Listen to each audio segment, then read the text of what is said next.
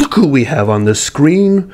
The great LeBron James with a golf club in his hand. This moment is so rare that even Anthony Davis didn't get injured watching this. This moment is rarer than LeBron admitting someone else is the GOAT. It's rarer than LeBron staying off social media during the playoffs. But let me just tell you right now, there is no ball flight with LeBron James. If his ball goes to the right, it's not a fade. The ball's just taking its talents down to South Beach. And this man might treat the ball like it's Pat Riley trying to drive him out of Miami. But let's just take a look at this golf swing cause and effect, because I'm assuming he's a pretty new golfer based on what I've read.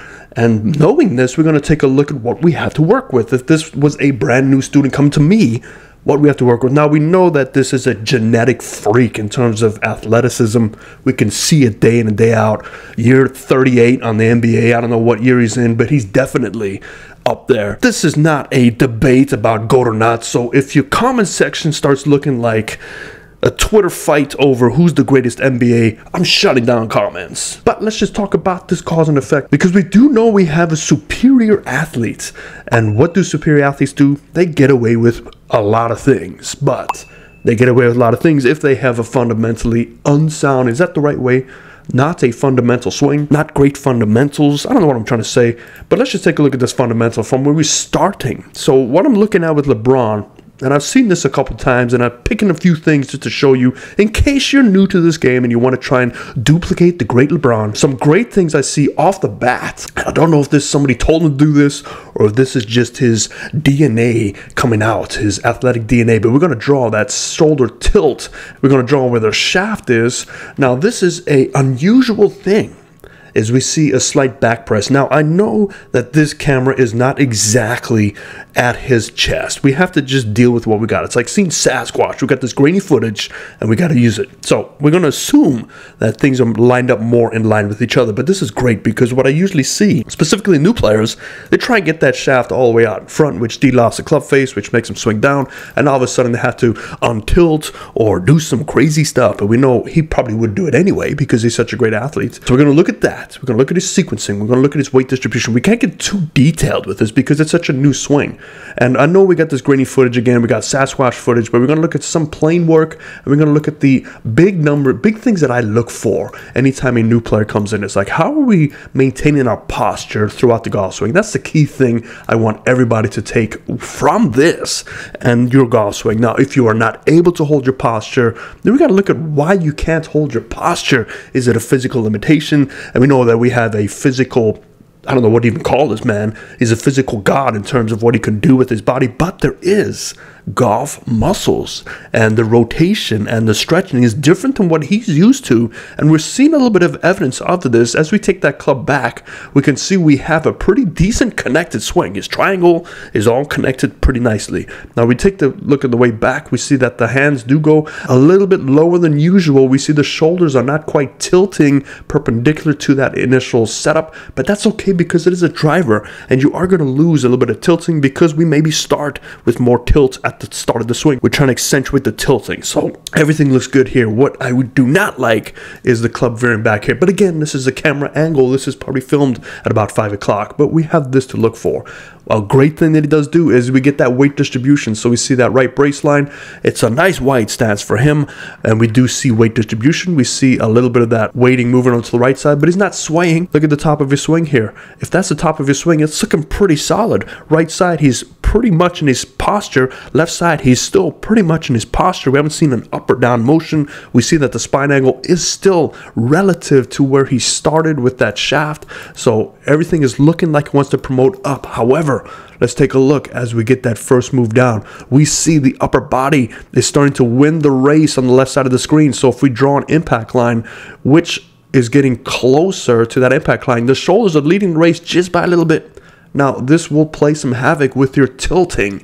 Now, if you don't sequence correctly, lower body should sequence initially first, and that'll get your upper body to hang back to keep you balanced. That increase of tilt helps you hit the ball up. So if we take we're going to erase these lines. We're going to take a look at where that spine angle is at this point in the golf swing. Now we see if he stays where he is now, we're not really swinging up. We're still swinging slightly down because our hands are moving downward at this point. So he's going to have to try and adjust things. So very last second delay. He could adjust things and really get that last second bump that we see some really good players, but he doesn't. And this is normal because it's a new motion for him. And as we strike that golf ball, we're going to take a look at this key area. This is one area I want you to take a look at in your swing too. So we have the shoulder tilting. Remember, this isn't going to be exact. It's just good enough for this grainy footage. We see the center of that shoulder tilting. We see the hands have not quite caught up yet. So if you do this is more like an LPGA player where they get a lot of rotation because they're connected to the right side. That's where the power comes from.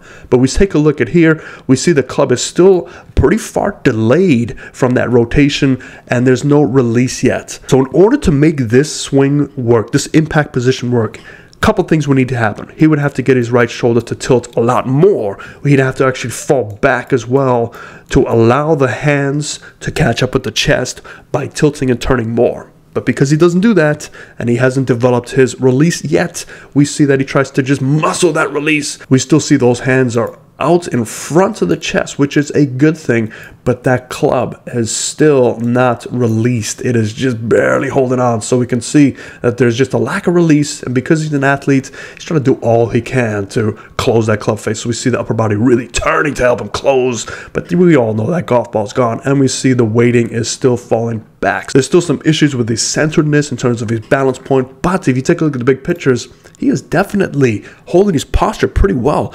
I would like to see him turn a little bit more with the hips to help him get that upper body to turn slightly more, get the hands up, free those hands so they can move up and down so they're not so trapped and connected and relying on a lot of turning and tilting at this point he can't do in his career, maybe later when he retires in 28 years. But let's just take a look down at impact, and we're going to take a look at the shoulder tilting because the shoulder tilting can kind of prove what we're going after here. So here's the shoulder tilting at the top. It's about 28 degrees. We get down into impact. We can see 1-2 frames after impact. Yeah, we don't see much shoulder tilting increase. We're looking at single digits, so ideally 15, 20, 25, but that just shows you that there's no correct sequencing.